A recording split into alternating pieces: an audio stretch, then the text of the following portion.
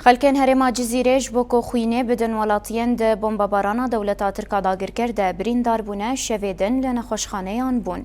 ده بمباران بالافرین شر دولتا ترکا داگر کرد که شویدن لسر گلک دورین هرما جزیره بیک هاتن ده گلک کس بریندار بون.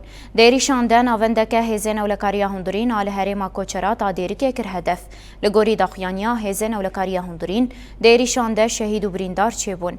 نخوشخانه آن بانک کرن که بو برینداران خوین ورداین لسر وی بانگه به دهان خلک نافچه آگرکه لگه عمود چلاغا تربسپیه او باجار قامشلو چون نخوشخانه یان و خویندان اف دیمنن لسر اکرانی جی ین نافچه یا عمودینه.